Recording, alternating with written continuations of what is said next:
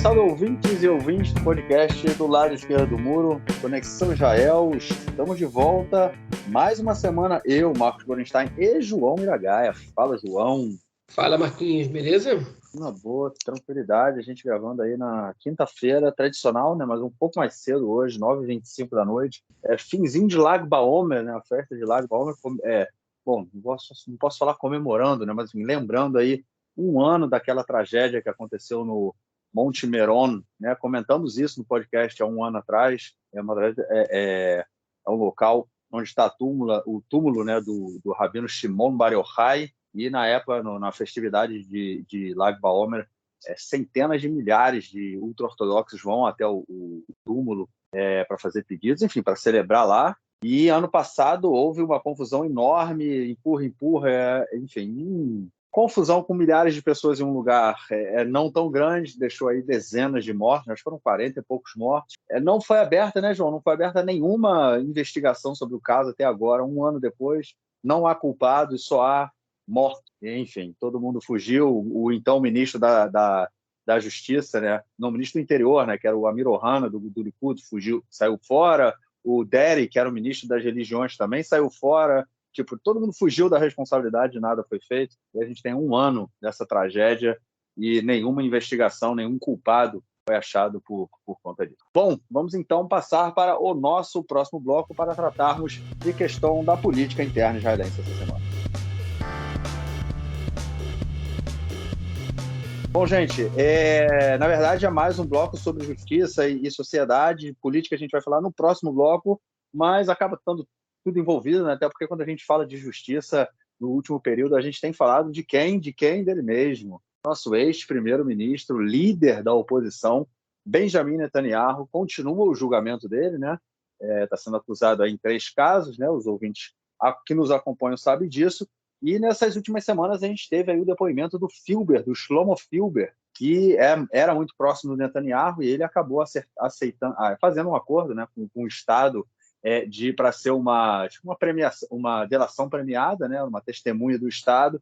Se enrolou, né? Nas últimas semanas a gente comentou isso, que ele vinha dando só informações para a polícia durante a investigação, e agora no julgamento ele fala coisas opostas ao que ele tinha passado para a polícia. Enfim, a confusão total. A promotoria decidiu mudar aí um detalhe da acusação, né? E agora a defesa do Netanyahu declarou, por fim, enfim, o fim do julgamento. Ô, João, como é que isso pode acontecer, cara? A defesa declara o fim, é isso aí, cara?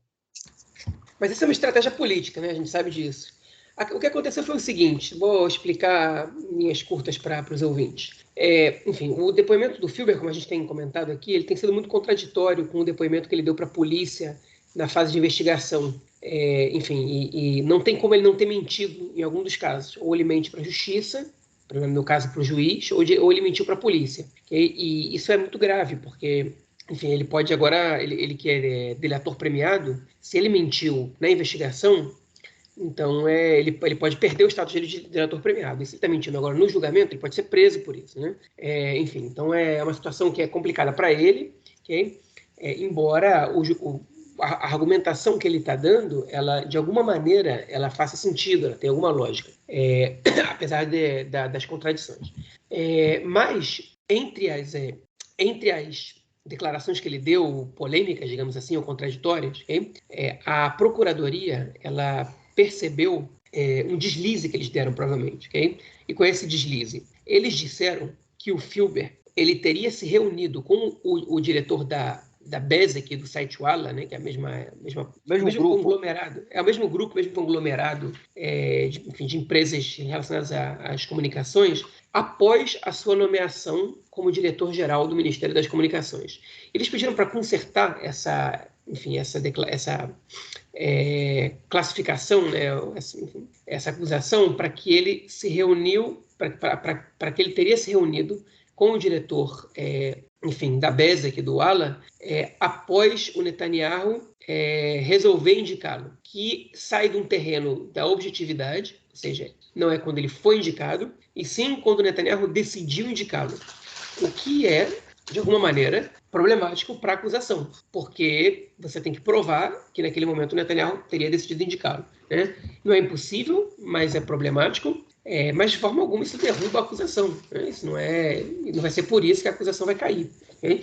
Agora, qualquer problema na acusação, qualquer falha, qualquer contradição, é explorada pela defesa como, enfim, como tentativa de manipulação, como uma acusação que não tem precedente, que não se sustenta, etc, etc, etc. Então, é nisso que Netanyahu está apostando. Obviamente que a acusação ela não se baseia em uma só testemunha, ela tem muitas testemunhas, tem outras evidências que estão sendo trabalhadas e que estão sendo levantadas, que aí ajuda a defesa, mas não decide nada, ainda tem um longo tempo aí para esse julgamento ainda percorrer. Pois é, né? A gente vai vendo essas estratégias, essas coisas todas acontecendo, e eu fico me perguntando, será que a gente vai realmente conseguir ver o Netanyahu aí pagando por algum dos seus crimes, caso ele seja culpado, né? E essa também é uma das questões aí do julgamento. Bom, vamos então à nossa próxima notícia do bloco, que é sobre a polícia, que pediu para o Procurador-Geral do Estado abrir uma investigação criminal contra os 2 deputados da lista unificada, o deputado Ahmad Tibi, por ter aí ajudado um suspeito a fugir, né? E o deputado Ofer Kassif, que agrediu um policial em uma manifestação na semana passada.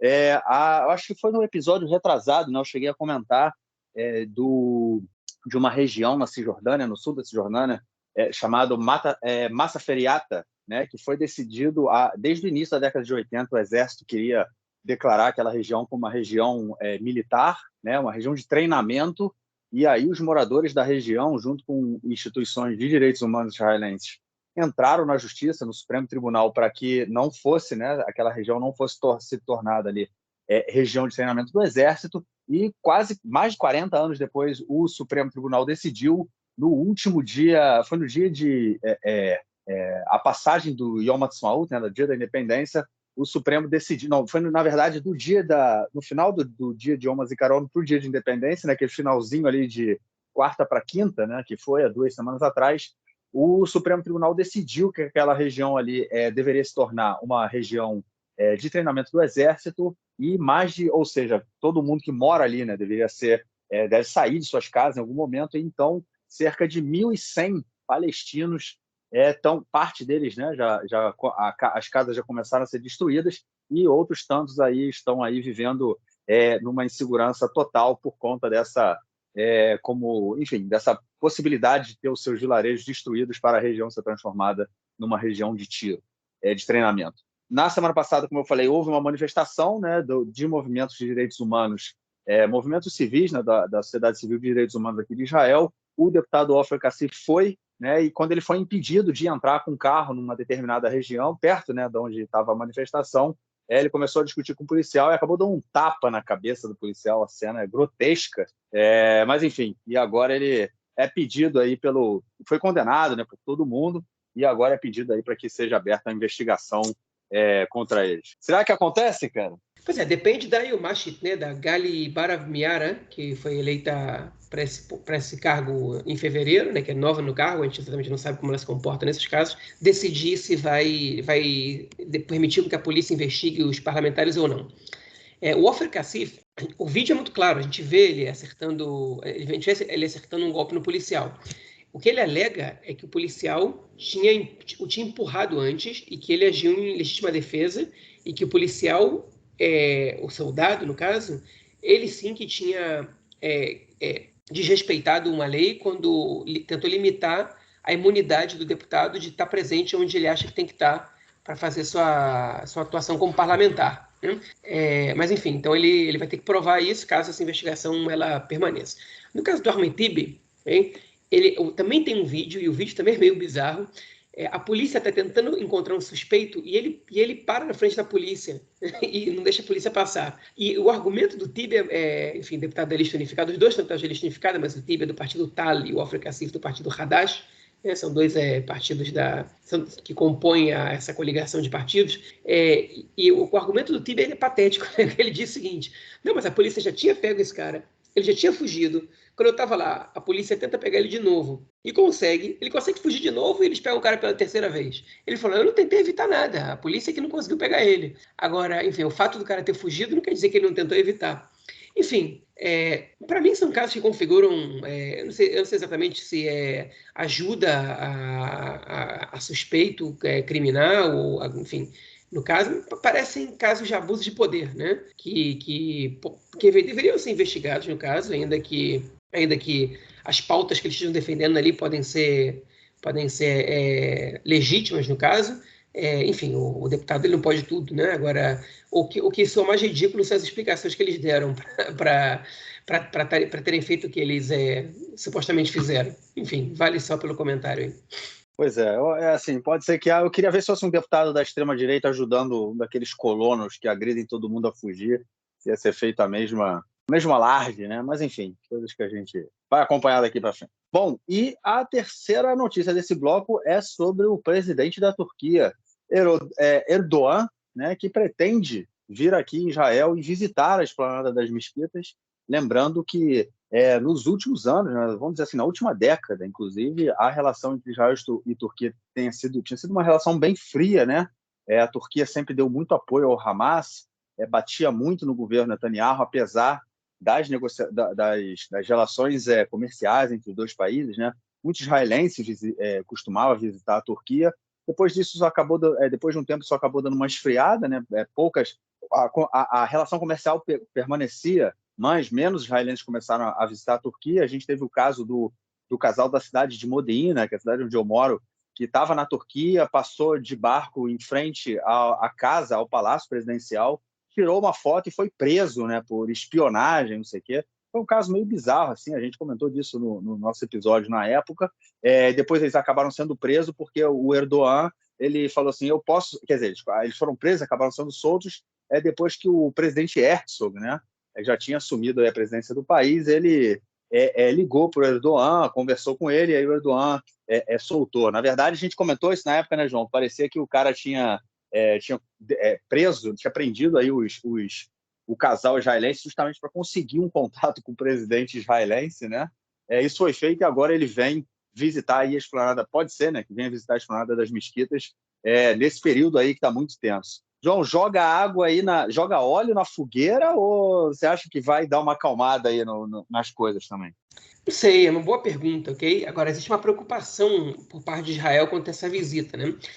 O Erdogan, desde que o presidente Herzog foi eleito, isso mais a ver com o presidente que com o próprio governo, ele está buscando uma reaproximação de Israel. A Turquia tem relações diplomáticas com Israel desde 92 ou 93, desde que o Rabin, né, era primeiro-ministro israelense pela segunda vez. E ele, enfim, ele que realmente, como você comentou, ele tem uma proximidade com o Hamas, até ideológica, eles pertencem à mesma corrente política, que é a Irmandade Muçulmana, mas com os seus desdobramentos.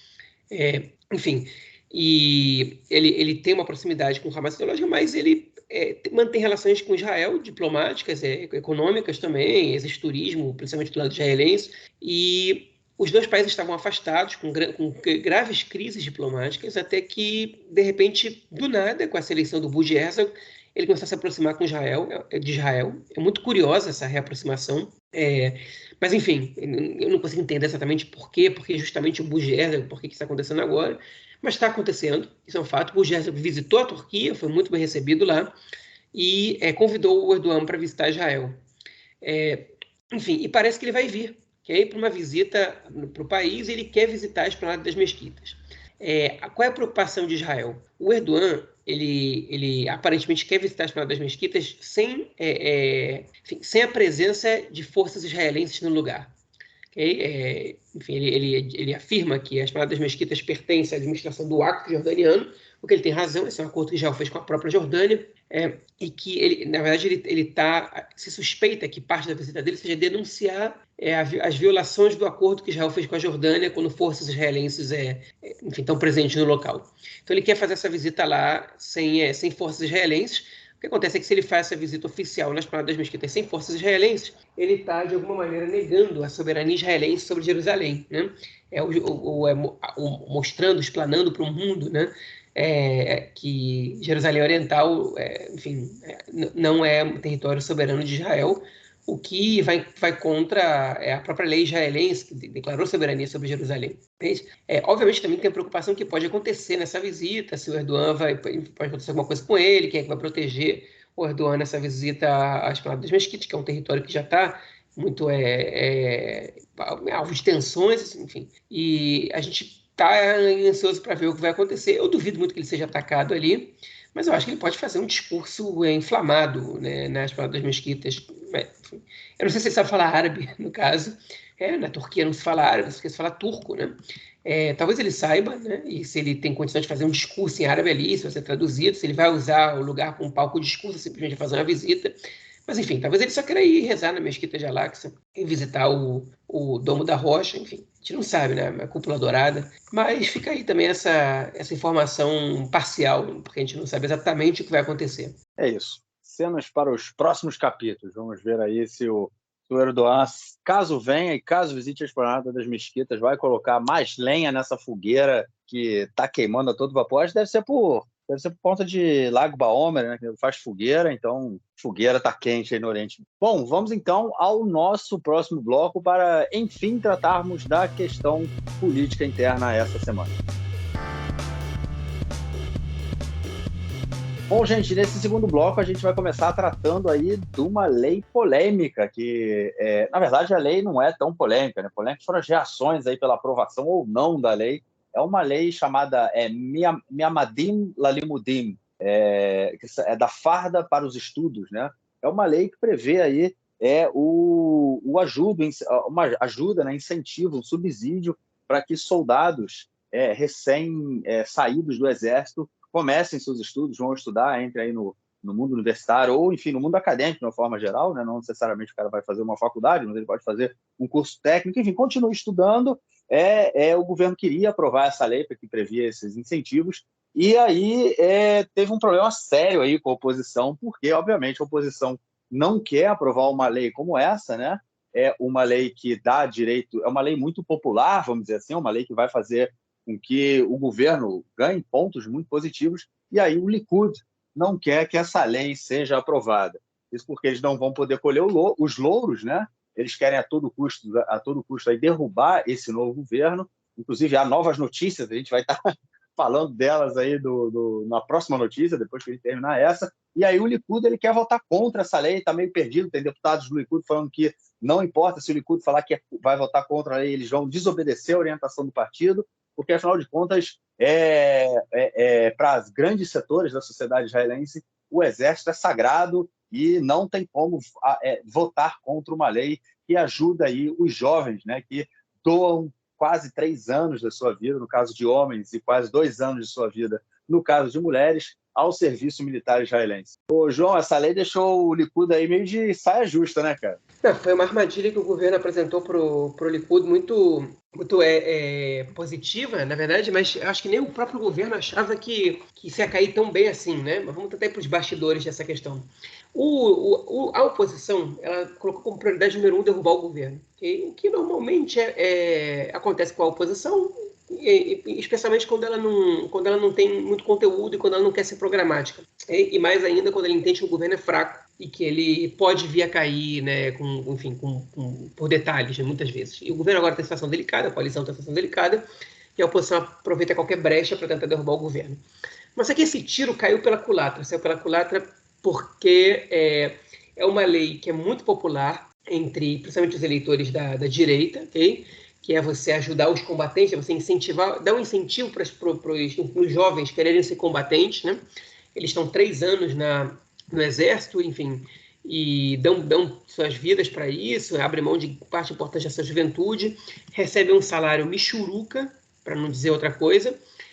Enfim, o mínimo que eles poderiam receber é um incentivo posterior para poder estudar, enfim, na universidade, uma vez que o ensino público aqui em Israel não é gratuito, embora ele não seja nenhum absurdo de caro como é nos Estados Unidos, tem famílias que não podem pagar, e mesmo as que podem pagar, é pesado, né, para o jovem sair de casa enfim, e morar em outro lugar, onde, enfim, não tem universidade em qualquer esquina do país, e tem que alugar um apartamento e trabalhar e ainda pagar os estudos, tudo muito pesado. Então, nada mais justo que, enfim, que você incentivar as pessoas que dão a sua vida pelo Estado com um pagamento, né, com a bolsa de estudos universitários. Okay? E o que acontece? O Likud, né, não quer aprovar nada que o governo propõe, e eles começaram a ensaiar o voto contra. E aí a pressão foi muito grande, porque, enfim, existe uma expressão em Israel que se chama Kodesh HaKodeshim, que era o nome do salão sagrado, do templo sagrado de Salomão e depois de Herodes, né, do templo sagrado judaico, que foi o segundo deles destruído pelos romanos em 70 da Era Comum, que era um salão que somente o sumo sacerdote podia entrar uma vez por ano na festividade de Yom Kippur, né? E ele é chamado de o Kodesh HaKodeshim, né? O Sagrado dos Sagrados. E essa é uma expressão que se usa em hebraico para se referir enfim, aos setores sociais com os quais você não pode mexer. Por exemplo, os soldados, né? Eles são o Kodesh HaKodeshim da sociedade israelense. Por exemplo, as Mishpachot Shkolot, as famílias enlutadas, são famílias que perderam pessoas enfim, em guerras ou por terrorismo. Então você não pode, enfim, são setores sociais que você não pode mexer, o Kodesh HaKodeshim. E os combatentes do exército, eles são vistos assim por parte ampla da sociedade israelense, não só pela direita, por parte da esquerda também, uma vez que eles são filhos de qualquer um, né? E que se perdem a vida ou se estão arriscando a vida é para defender a toda a população e não só a determinados setores da sociedade.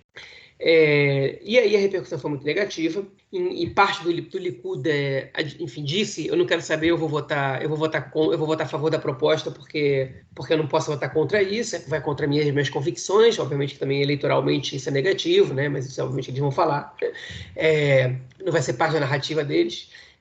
Mas parte dos deputados já disseram: eu não quero saber o que vai votar o partido, eu vou votar a favor dessa lei. E aí começa aquela velha ladainha de sempre, o Likud dizendo: não, a gente não vai votar a favor dessa proposta, porque ela só banca 60%, a gente quer votar a favor de uma proposta que banque 100%, né? E aí o governo perguntou: por que nos últimos 12 anos de governo Netanyahu vocês não propuseram nunca isso, né? E eles não têm resposta para dar. E aí aparece um do Likud, por exemplo, Av Kish, que disse: vocês não se enganem, o mais importante para os soldados também é derrubar esse governo, e se a gente tem que votar contra essa lei para derrubar esse governo, é isso que a gente vai fazer e tal. Mas a porradaria foi em cima do Netanyahu, porque o Netanyahu é quem estava coordenando esse voto contrário, ok? E aí, segundo uma reportagem que saiu no site da Mako do Canal 12, okay? Escrita pelo jornalista Amit Segal, quem estava pressionando o Likud para votar contrária a essa proposta de lei são os líderes dos outros partidos de oposição. Enfim, obviamente que a lista unificada não pressiona o Likud para nada, mas eles também vão votar contra essa lei, mas especificamente do sionismo religioso, do Smotrich, e dos partidos ultra-ortodoxos, dos da Yeshut Torá e do Shas. Eles estão pressionando o Likud a votar contra essa lei, ok? Enfim, e o Netanyahu estava cedendo até determinado momento. Então, o Benny Gantz, que é o ministro da Defesa, ele procurou o Netanyahu, aparentemente, não sabe quem procurou quem, mas eles conversaram, e ele chamou o Netanyahu para dizer o seguinte: vamos preparar então uma proposta conjunta para a gente não deixar essa lei cair por causa de politicagem. Teve uma postura honesta, o Benny Gantz, nesse caso, né, de procurar o Netanyahu, que estava cedendo enfim, a pressão política, ou ele mesmo fazendo o seu lobby político para poder, enfim, para poder ter ganhos eleitorais em cima disso, que no fim das contas podia ser um tiro que ia sair pela culatra. Então, o papel ridículo e feio que o Likud estava fazendo foi salvo, aparentemente, pelo Benny Gantz. Eu acredito que essa proposta ela vai à votação na semana que vem, se o governo não cair antes disso, que é o nosso próximo assunto, e ela vai acabar sendo aprovada, se ela for à votação. Isso é o que resta a gente ver. Mas, enfim, é impressionante como o Likud perde o norte, né, tentando derrubar esse governo a qualquer custo. Eles votam contra as próprias convicções, não uma, não duas, não três, diversas vezes, né? Ou talvez o partido não tenha convicção nenhuma, a convicção dele seja se manter no poder, né? Enfim, essa é a principal crítica que a oposição, que o governo atual faz ao Likud. E eles não conseguem se defender dessa crítica da parte prática, né? A narrativa pode ser o que for, mas na prática é isso que eles mostram. Pois é, né, cara? Foi o play aí que pegou realmente o Likud aí de calça curta, né? Ficou meio sem saber o que fazer, porque é isso, né? Os soldados são muito né?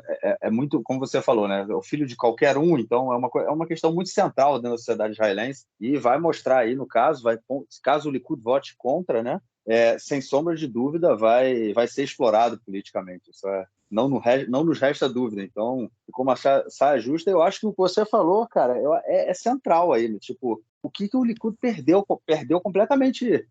Bom, não dá para falar republicanismo, né? No caso mais geral, quer dizer, dá para falar no caso mais geral, dá para falar no caso específico, porque Israel não é uma república, né? Mas, enfim, mas perdeu toda essa questão aí de você votar também pelo bem, né, de determinados setores, caso da sociedade, caso você tenha essa proximidade ideológica, única e exclusivamente porque para você impedir, né, o governo de continuar trabalhando. Isso, inclusive, eu vi uma entrevista do Miki Zohar essa semana também, que o Miki Zohar ele foi o líder do governo já no final dos últimos, num dos últimos anos aí do governo Netanyahu, e ele era lembra, a gente chegou a falar dele, né, cara, que ele parecia aquele cão raivoso, né, papava e gritava, não sei o que, falava coisas absurdas, coisas abjetas, né, e ele falou, o nosso objetivo central é derrubar o governo, uma lei como essa, ela dá sobrevida ao governo,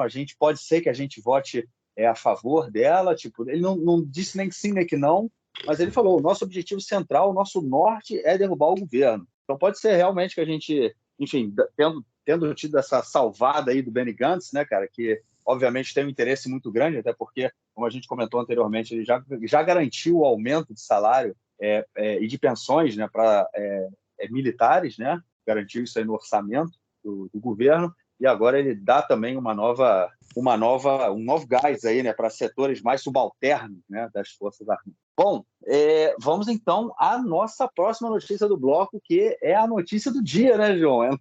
Quinta-feira, acho que quase uma break news, então a gente pode dizer assim.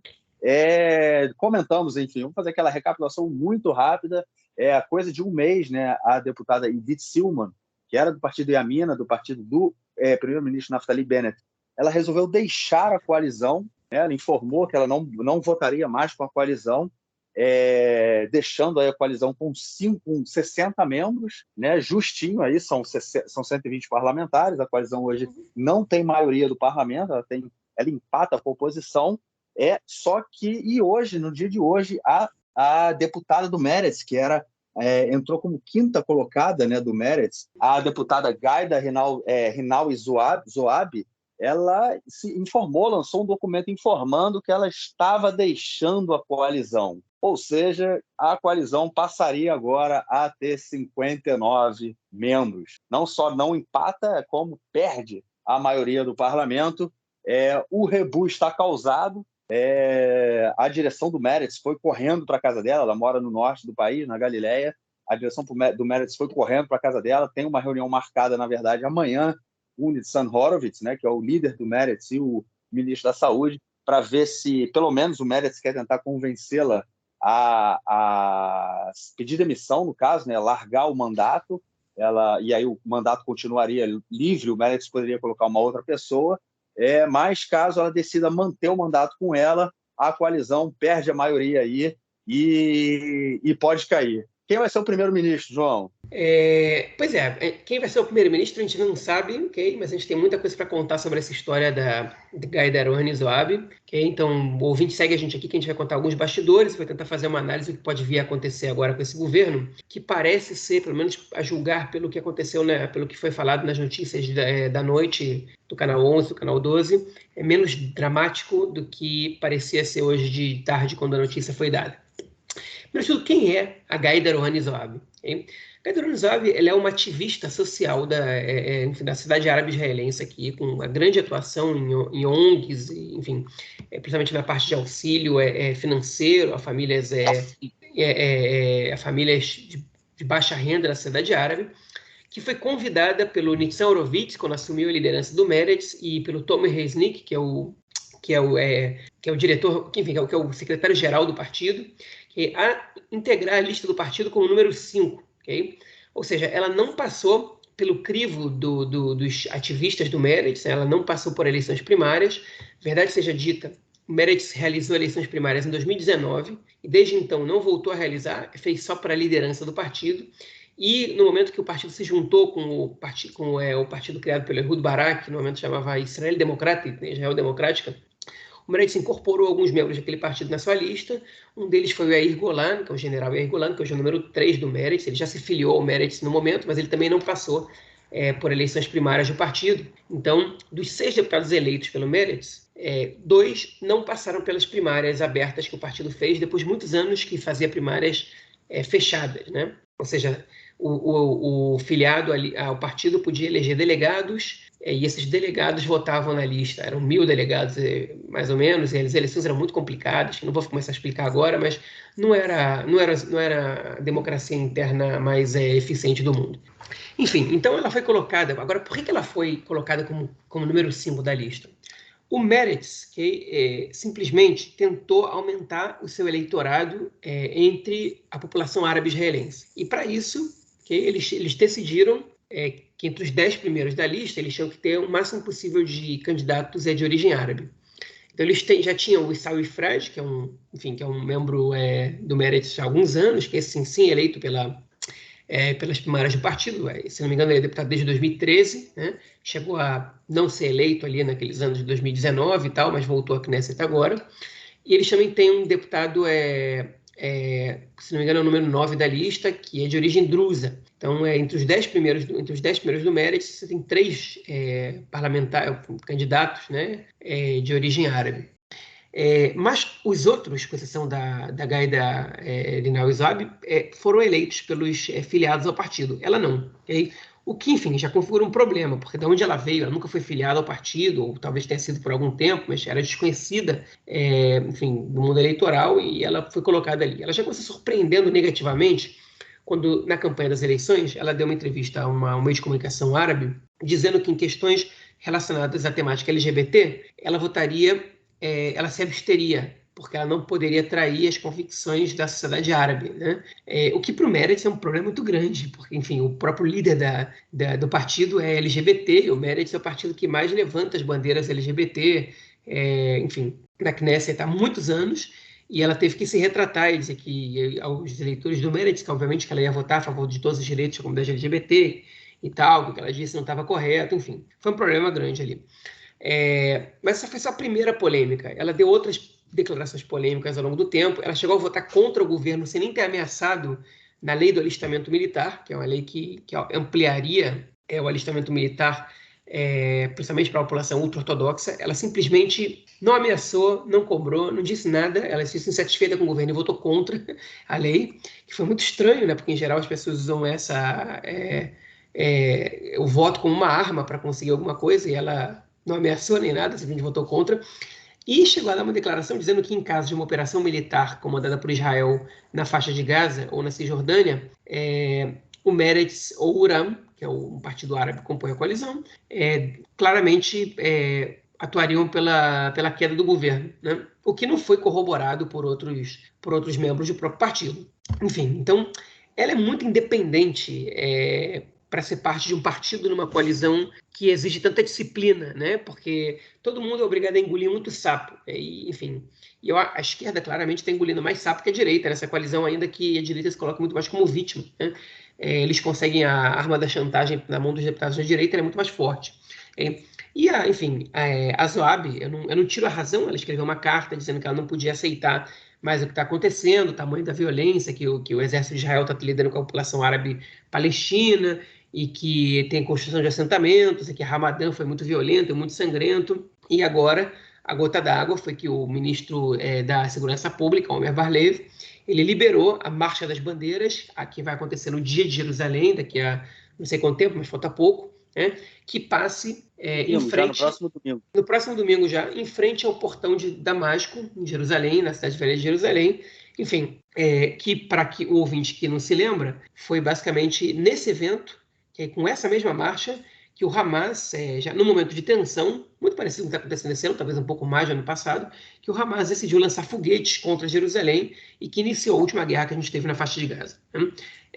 Enfim, então para ela isso foi a gota d'água, provavelmente, e ela, enfim, hoje o jornalista Mohamed Majadla, do Canal 12, anunciou num breaking news desse por volta das 10, 11 da manhã, então um pouco mais tarde, talvez meio-dia, que a deputada Gaida Rouhani Zoabi abandonou a coalizão. Okay? Enfim, e aí ela, nessa brincadeira, como o Marquinhos falou, o Nitzan Horowitz, o líder do partido, e o Issaoui Frade, um outro membro árabe que também faz parte do governo do Meretz, estavam indo em direção a ela para conversar, ou seja, eles sabiam que ia acontecer alguma crise. A carta que ela enviou, abandonando a coalizão, ela enviou ao Naftali Bennett e ao Yair Lapid, ela não enviou a ninguém do Meretz. Ela saiu da casa dela e cancelou a reunião com eles. Esses caras já estavam a caminho da casa dela. Ela foi embora, sabe-se lá para onde, e cancelou a reunião. Okay? E, enfim, demorou um tempo até que as reações viessem. O que aconteceu? Aparentemente, o Meretz, depois de ela votar contra a lei do alistamento, o partido meio que cortou relações com ela, ou seja, deixou de levar em consideração e os pedidos e exigências dela não foram atendidos. O Yair Lapid e o Meretz perceberam que ela não era confiável do ponto de vista da disciplina partidária, ofereceram para ela o cargo de cônsul israelense em Xangai, na China, e ela se entusiasmou com a ideia. Mas o Yair Lapid parece que enrolou um pouco no processo, não levou a sério essa ameaça, e só no final de abril, ou seja, há pouco tempo, ele levou esse tema para o Ministério das Relações Exteriores, que está dependendo de alguns entraves burocráticos para acontecer. Okay? Enfim, se isso tivesse sido resolvido há mais tempo, talvez o Meretz e o próprio governo não tivessem que passar por essa situação. Okay? Agora, se ela aceita esse posto, né, de cônsul em Xangai, ela vai soar muito como oportunista, né, como alguém que pressionou o governo, e o governo vai ser também tratado como alguém que comprou a deputada com um cargo só para não abandonar a coalizão. Né?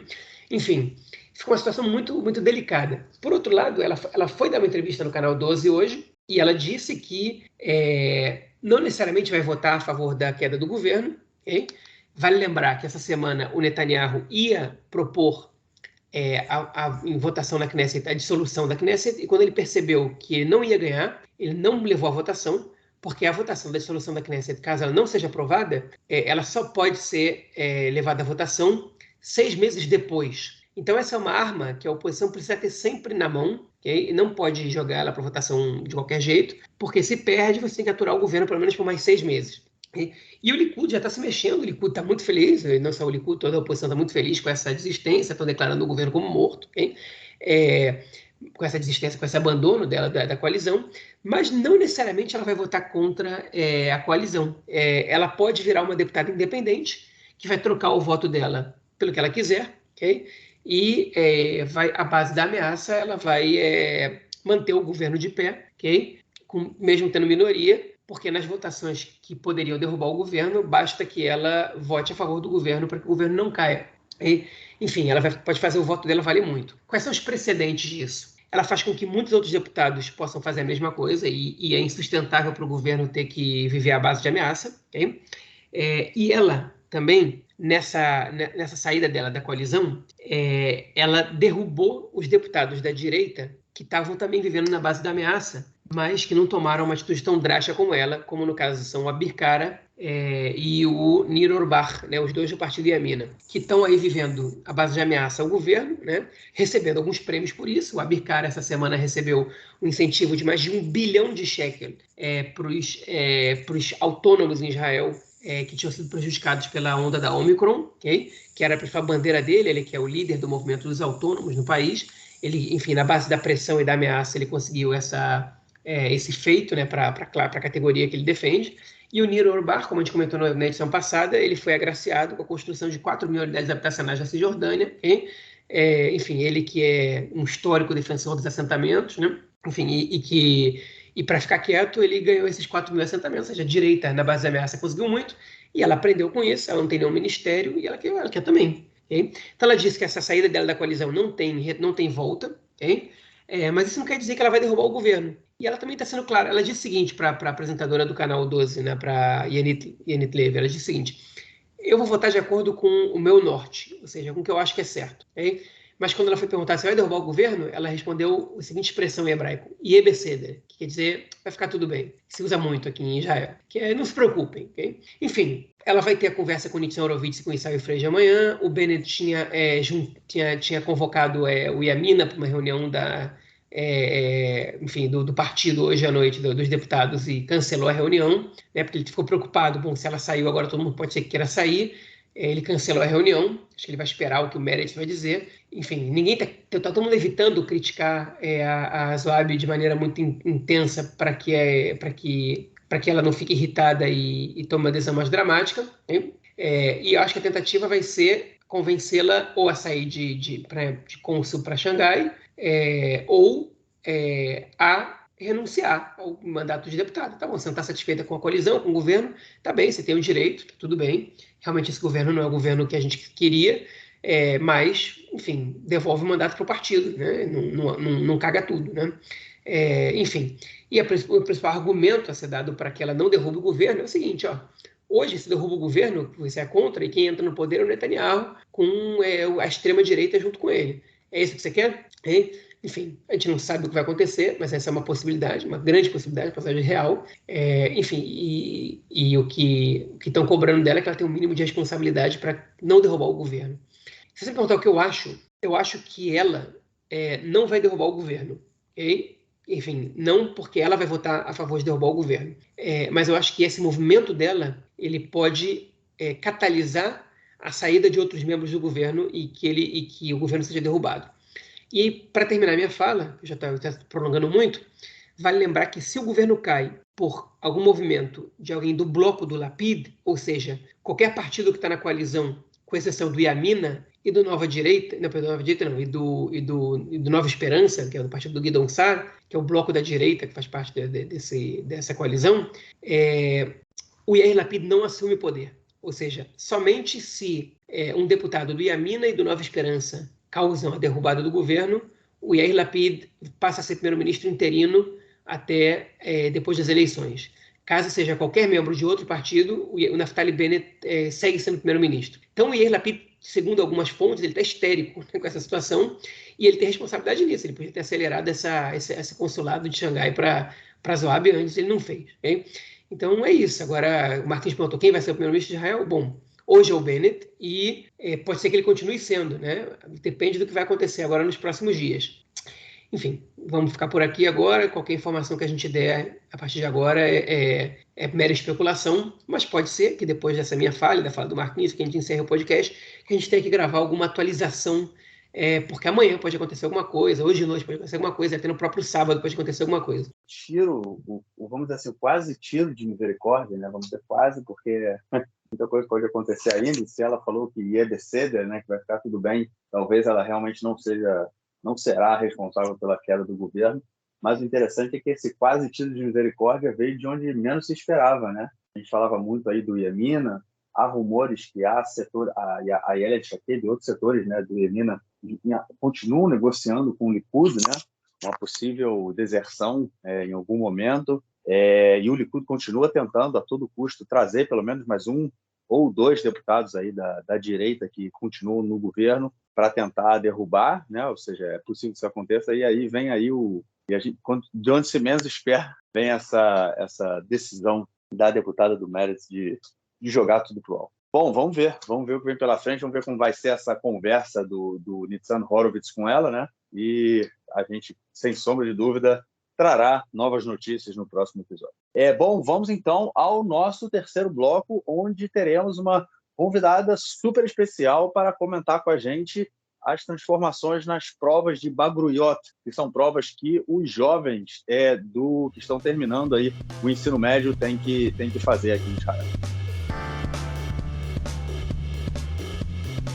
Bom, ouvintes, e nesse nosso terceiro bloco nós temos uma convidada super especial, Renata Kibrit, que mora aqui em Israel, ela é professora da rede de ensino público aqui de Israel, tem mestrado em políticas públicas de educação pela Universidade de Tel Aviv, e ela está com a gente para comentar uma mudança que tem sido feita, foi proposta, né, e pode acontecer nas Bagruyot, que são provas que os estudantes israelenses fazem quando estão terminando vamos dizer assim, eu sou meio velho, então na verdade eu não acompanhei a mudança no ensino do Brasil, eu sou da época que a gente falava de segundo grau, né? Que ensino médio.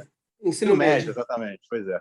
Claro, o pessoal terminando o ensino médio faz as Bagruyot, né, que são essas provas, e estão sendo propostas aí novas mudanças que têm sido muito comentadas e têm assustado parte da sociedade israelense. Bom, Renata, seja bem-vinda, e só queria começar perguntando a você para você explicar um pouquinho sobre o que são essas provas, né, essas Bagruyot que os estudantes fazem, e depois entra aí nos comentários que você tem a fazer sobre essa mudança. Claro.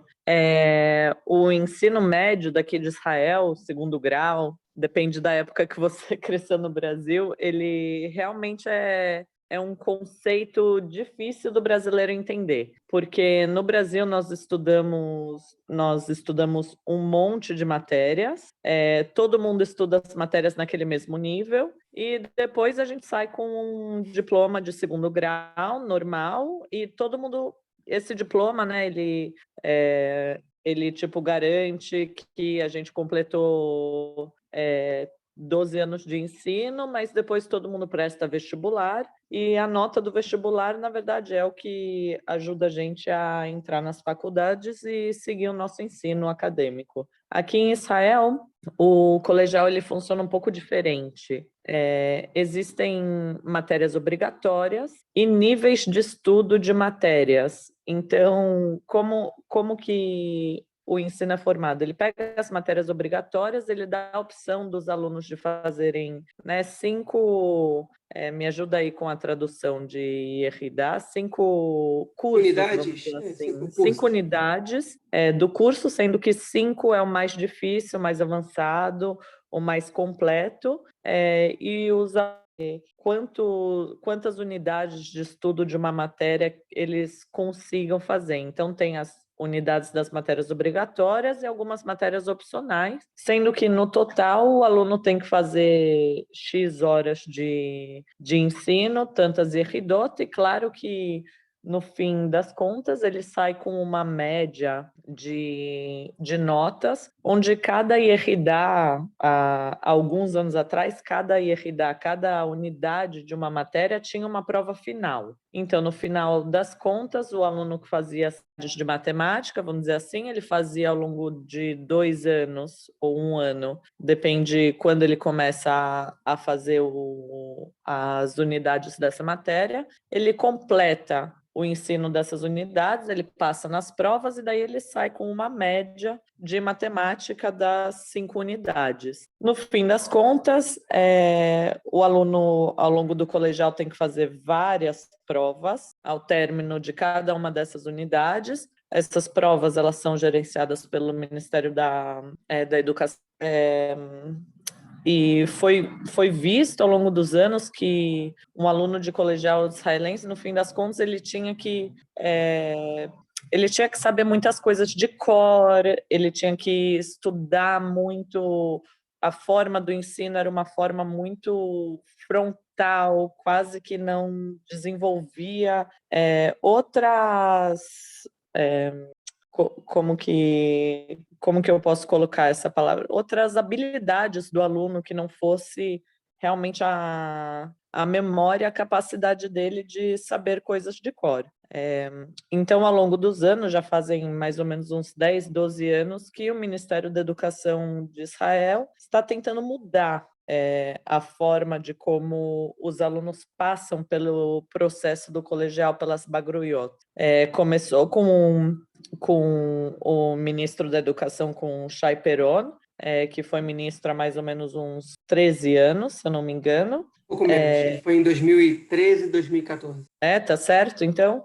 Sim, ele foi em 2013. Em 2013, então há 9 anos. Há 9 anos ele tentou introduzir uma reforma, mas ele não ficou tempo suficiente no governo para que a reforma que ele quisesse introduzir fosse realmente aplicada no sistema de ensino, mas ele começou realmente a colocar uma ideia de que os alunos do colegial, em vez de fazer provas, eles fariam trabalhos, tipos de trabalhos diferentes, trabalhos de projetos, que contasse como os pontos dessas provas que eles faziam para encerrar essas unidades de ensino de matérias diferentes. Então, ele começou a introduzir essa ideia, não foi aplicada totalmente, e eu acho que uma vontade, uma volta dessa reforma e ver como que ela vai ser aplicada agora. É isso, por enquanto. E o que seria a reforma em si, então? Explica para a gente como é que ela vai, como é que ela vai alterar essas provas e como é que ela vai se ver na prática. A reforma atual, ela é uma reforma focada nas matérias da área de humanas. Existem 4 matérias bases na área de humanas, que é engraçado que eles usam um diminutivo de mahar, que é amanhã, as matérias que são estudos bíblicos, literatura, história e cidadania. E em vez dos alunos estudarem essas matérias por separado, o que a nova reforma propõe é que os alunos estudariam um pouco dessas 4 matérias e fariam uma unidade e meia de fim desse ensino dessas unidades. Os alunos teriam que fazer um trabalho final, um projeto final, que fosse um projeto que tivesse uma pergunta que fosse o centro desse projeto, e eles teriam que estudar e tentar responder essa pergunta, e essa pergunta teria que ter a ver com essas 4 matérias. Quer dizer, teria que ser uma pergunta que também fosse literatura, um pouco de história, um pouco de cidadania, e esse trabalho final, ele seria equivalente a 2 unidades de ensino para esse diploma de Bagrut de Israel. E isso é revolucionário em várias formas. Também na forma pedagógica, de como os professores vão ter que organizar e mudar o ensino para que de fazer esse tipo de projeto final é complicado, talvez assim muito mais próximo de um trabalho acadêmico do que uma prova final de qualquer outra matéria. E, por outro lado, também a forma de como o aluno vai desenvolver essas capacidades ao longo do ensino. Então, assim, essa nova reforma, ela tem todos esses aspectos, desde o aspecto do professor, vai mudar as matérias, e vai ter uma certa liberdade aí para os professores escolherem, o que pode ser um pouco interessante, e também que os alunos eles vão poder fazer esse projeto final, e esse projeto vai poder ser em grupos, 50% da nota vai ser uma nota que a escola vai dar, e os outros 50% vão ser avaliadores externos do Ministério da Educação, para garantir uma certa qualidade desse novo método de avaliação dos alunos. E essas provas, então, que vão ser retiradas do exame da Bagrut, elas são somente na área de humanas, né? Ou seja, na área de exatas, as provas seguem iguais e o modelo segue... As provas seguem iguais, exatamente, sim. E você tem alguma... Enfim, eu tenho a minha opinião, mas eu quero perguntar isso para você. Você tem alguma ideia de por que essa reforma ela se dá somente nas 4 disciplinas de humanidades e não no resto? Claro, eu acho que a sociedade israelense ela é muito focada. Então, assim, eu acho que seria muito polêmico mudar a forma de avaliação da área de exatas, do colegial. Acho que a forma de humanas ela é vista como uma área talvez um pouco menos séria pela sociedade israelense. Então, portanto, uma área mais fácil de tocar, de mudar, sem causar muita polêmica e muito escândalo. Isso é uma das coisas que eu acho que eles escolheram essa mudar para alterar. E, por outro lado, eu também acho que a mudança da forma de avaliação, o projeto final, a forma de cuidar assim, do conhecimento do aluno nessa área de humanas, eu acho que dá para desenvolver aí uma pessoa talvez com um pensamento um pouco mais crítico, um cidadão um pouco mais envolvido, fazendo trabalhos finais e não decorando matérias que provavelmente já estão um pouco ultrapassadas. Essa é a minha opinião. Sem dúvida, a Bagrut, né, e essas provas, elas precisavam de uma reforma. E a ministra da Educação, a Yifat Shasha Bitton, talvez ela seja a primeira, desde o Shai Piron, que você citou, que esse cargo por alguma afinidade com o conteúdo do ministério, né? A gente viu vários ministros da Educação passando por lá sem absolutamente nenhuma relação com educação, pelo menos do ponto de vista... Nenhuma relação com educação, e realmente ela vem do ramo de educação, finalmente é uma pessoa do governo que vem da área de educação, fazendo esse papel de ministra, e realmente a maioria das pessoas que sentaram nessa cadeira não tinham nenhuma base em relação a essa área. Então, sim, tem uma certa ideologia e conhecimento dela. Pois é, ela fez questão de estar nesse cargo, ela poderia ter pedido outro cargo, ela foi presidente da Comissão da Corona na Knesset passada, e algumas pessoas cogitavam que ela fosse querer ser ministra da Saúde. E ela não, ela fez questão de ser ministra da Educação. Enfim, para lembrar, não sei se o ouvinte lembra, mas o último ministro da Educação foi o Yoav Gallant, que é um general que tratava a educação como se fosse o exército. Enfim, antes dele a gente teve o Rafi Peretz, que era um rabino do exército também, que era do Partido da Casa Judaica. Enfim, o Naftali Bennett, que hoje é primeiro-ministro, foi ministro da Educação também, que recebeu como prêmio de consolação por não ter recebido a pasta que ele queria, que era a defesa no momento. Enfim, várias pessoas pegaram esses cargos sem projeto nem nada, e ela pegou o ministério, ela assumiu o ministério com um projeto. É a segunda, na verdade, nos últimos 8 anos, desde o Shai Piron, realmente, que alguém querendo assumir esse ministério e querendo fazer alguma coisa. Enfim, a mudança que ela está propondo, eu te perguntei de propósito isso, de por que não vai ter essa prova para as exatas. Enfim, porque eu acho que existe uma mentalidade, não sei se exatamente da sociedade, mas certamente do governo pelo menos desse governo, né? O Naftali Bennett mesmo disse que ele quer que 10% da cidade israelense trabalhe no high-tech nos próximos não sei quantos anos, né? De 10% a 15%. Essa é a meta dele. E ele quer investir nas exatas. Okay? E, enfim, então ele quer que os alunos eles focalizem, que eles estudem cada vez mais as disciplinas exatas, porque em inglês também, porque a inglês é a única disciplina que não é da parte de exatas ou biomédicas que a prova segue na Bagrut, normal, como antes, porque não à toa são disciplinas que você... enfim, são conteúdos que você precisa para se inserir na indústria do high-tech, né, da alta tecnologia.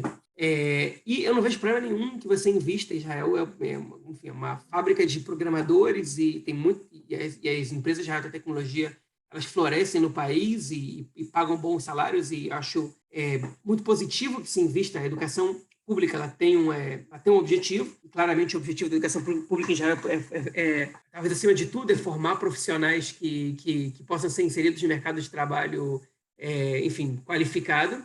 Mas eu vejo um problema quando você trata as disciplinas de humanidades de uma maneira diferente das outras. Por que eu digo isso? Os países que têm os melhores modelos educacionais do mundo, vocês sempre lembram da Finlândia, mas enfim, os países nórdicos em geral, bálticos, os principais países da Europa, eles têm um investimento muito grande também nas disciplinas humanas. Como você colocou, a gente precisa de cidadãos críticos, né, que sabem ler, que sabem analisar, que sabem interpretar, e que, infelizmente, eu acho que a gente vivencia um pouco aqui nessas mudanças propostas, que, enfim, a gente já sabe que os empregos para profissionais de disciplinas humanas eles pagam menos que as disciplinas exatas, né? E se você não obriga, pelo menos no ensino médio, as pessoas ou não valoriza, né, elas a estudarem pelo menos no mesmo nível disciplinas humanas que as exatas, você tende a desestimular os alunos a se fortalecerem nessas disciplinas. Então, eu sou a favor de uma reforma do modelo educacional israelense,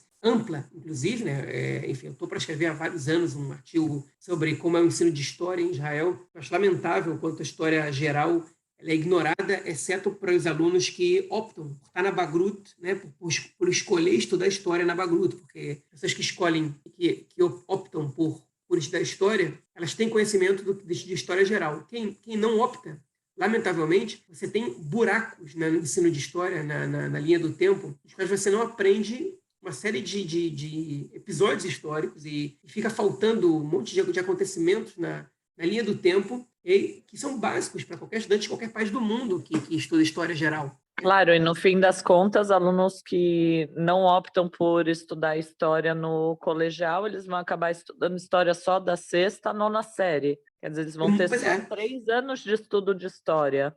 E que é muito focado só em história judaica, né? Praticamente em história do Estado de Israel. Você não sabe o que aconteceu no mundo. Então, você tem israelenses que não têm conhecimento do que foi a Idade Média, especificamente, exceto as perseguições que os judeus sofreram quando tem, né? O que não, enfim, o que não sabe o que... E se nós estamos falando da área de humanas, a mesma coisa acontece com geografia, Exatamente. com outras áreas que são importantíssimas, né, para um cidadão global de hoje em dia. Sim? E esse é meu temor, quando você relega, quando você diz para o aluno praticamente que na tua prova de Bagrut, né, assim, se você fizer, você vai ter matemática, você vai ter inglês, você vai ter física, mas você não vai ter história, não vai ter geografia, não vai ter literatura, você desestimula mais ainda que os alunos escolham, enfim, essas matérias enfim, como as suas principais e que eles aprendam alguma coisa, porque quem não escolhe já aprende muito pouco e você tá reformando a educação para que escolham cada vez menos, né? Então, Claro. se fosse ampla, eu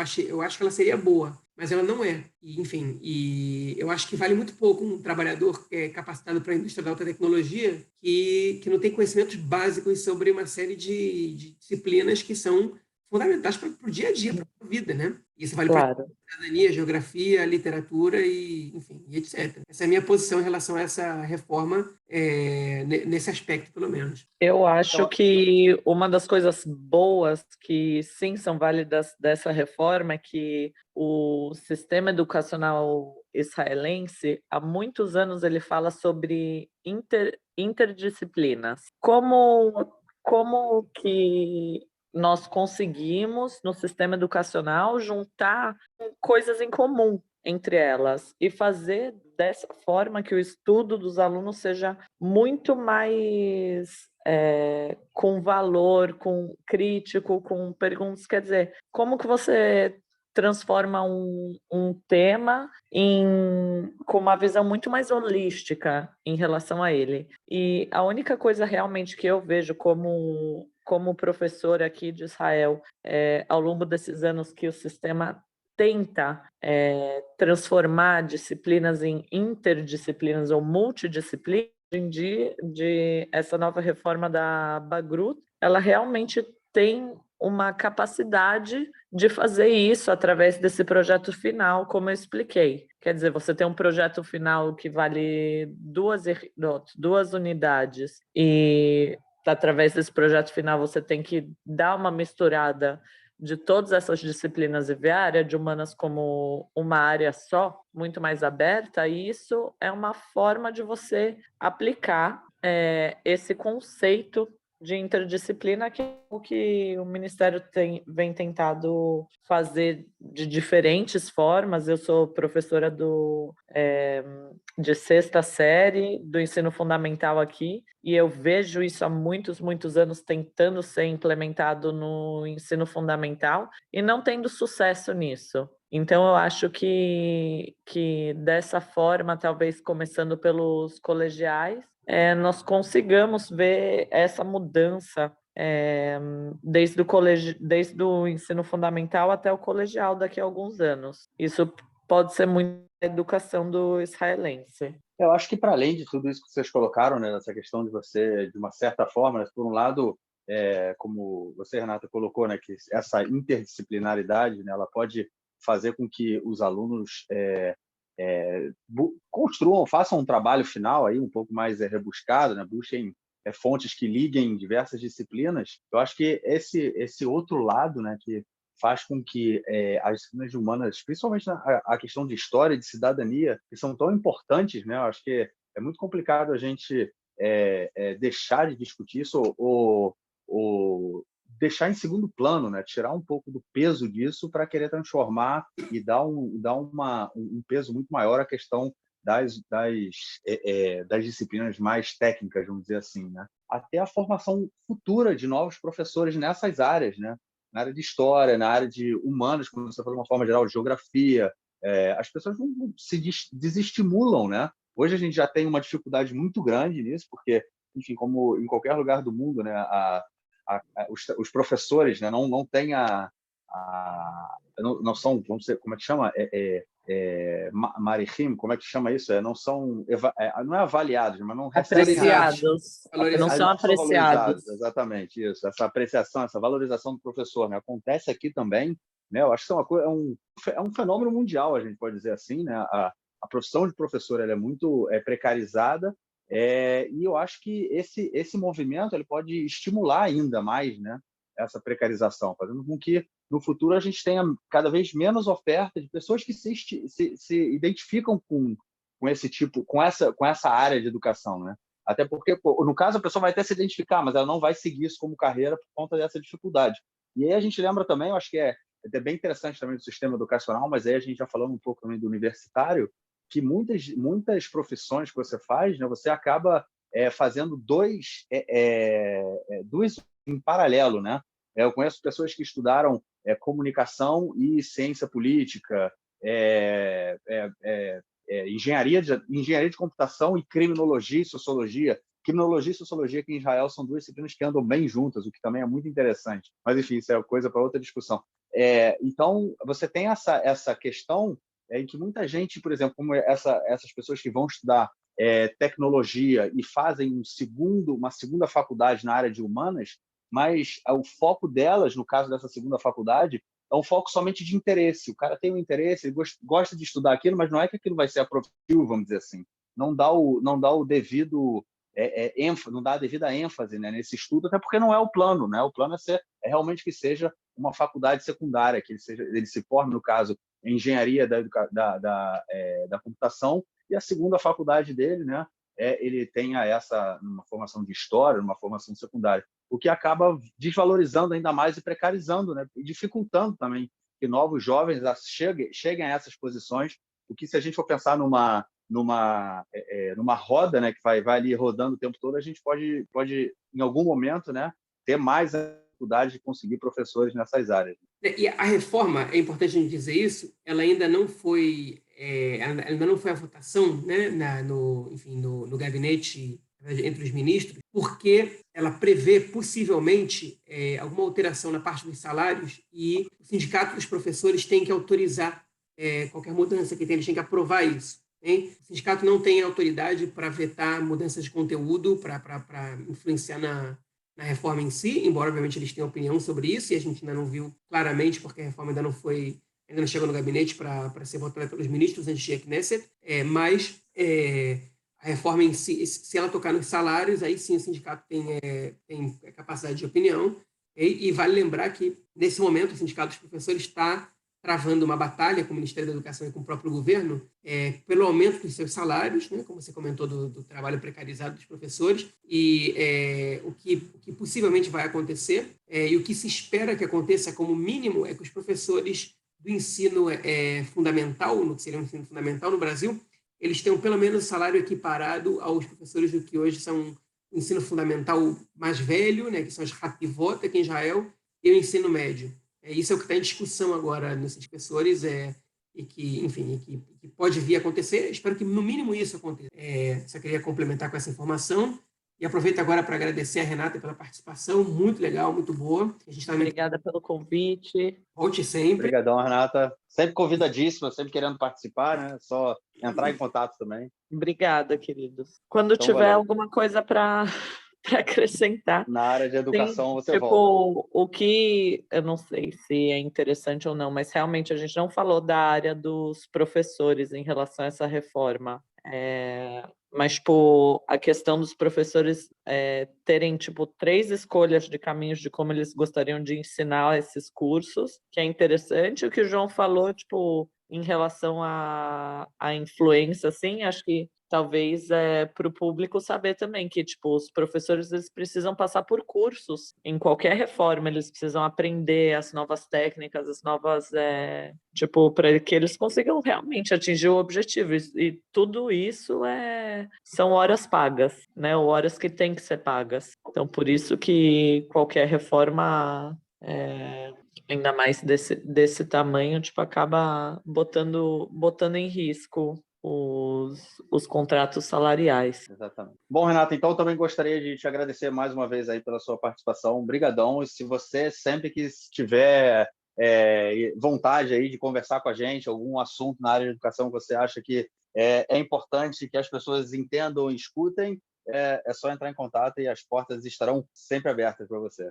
Obrigadão, Renata. A gente vai te convidar quando tiver outra coisa. É verdade. Obrigada, que nem o Rafa, nosso comentarista de ecologia, você vai ser agora... Nossa comentarista de educação.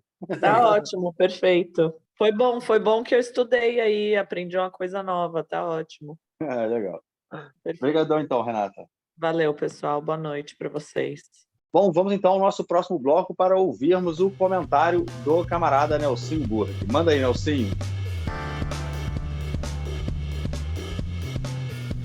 Meu caro Gorens tem amigos do Conexão Israel do lado esquerdo do muro. Mandar um abraço pro João, que está muito feliz aí com a proximidade do verão israelense. O João já fazendo planos para um veraneio feliz com a família. 2 equipes estão garantidas na primeira divisão, na Liga Ta'al do futebol masculino israelense para o ano que vem. O Ness Tziona, da cidade de Ness Tziona, que fica ao lado de Rehovot, 25 quilômetros ao sul de Tel Aviv, e o time Maccabi Bnei Reine, que é uma equipe muito nova, fundada em 2016, aqui do norte do país, do norte de Israel, uma equipe que veio subindo gradativamente e subindo liga após liga, ano após ano, e chega em um modo recorde até a elite do futebol israelense. A equipe que foi fundada em 2016, são 5 divisões em Israel, quer dizer, subiu praticamente um ano a cada divisão e pela primeira vez na sua história, na sua breve história, chega à elite do futebol. E uma equipe que fez uma campanha maravilhosa, foi a campeã, botou vários pontos de distância do segundo colocado, que foi o Ness Tziona, que jogou há 10 anos atrás na elite do futebol israelense. E o Ness Tziona chegou na frente pelos critérios do Kfar Kasem, que é um time árabe aqui de Israel, um time muito forte, um time que também vem subindo gradativamente através de empresários locais que têm injetado grana na equipe, tem trazido muitos bons jogadores, pessoal lá de Kfar Kasem. Mas fica aí o Maccabi Bnei Reine, né? A novidade para o ano que vem, ao lado do Ness Tziona, que volta depois de mais de 10 anos, 10, 12 anos fora da elite. É isso aí, um grande abraço. Valeu, mestre, brigadão pelo seu comentário e, sem sombra de dúvida, também te esperamos na semana que vem. João, algo mais a declarar ou a gente fica por aqui, cara?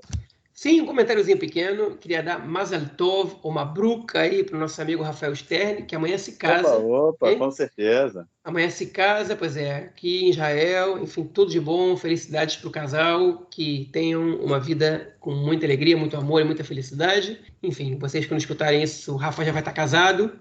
Okay? Quem não lembra, o Rafa é o cara que vem aqui comentar com a gente sempre sobre meio ambiente, né? Sobre Rafael Stern, o que acontece. Rafael Stern, doutorando, terminou, né, o doutorado dele no Instituto Weizmann. Nossa grande referência aí no meio ambiente, do Conexão. Pois é, e em breve do mundo inteiro, né? Enfim, um sujeito muito talentoso, muito excelente pessoa e merece tudo de bom aí. Então, Mazal Tov, Rafa. Enfim, e é isso aí, que fica nossos parabéns aí para você. Com certeza. Valeu, João. Então, a gente se fala na próxima semana para gravar nosso próximo episódio. Valeu, cara. Grande abraço. Abraço, até mais. Tchau, tchau.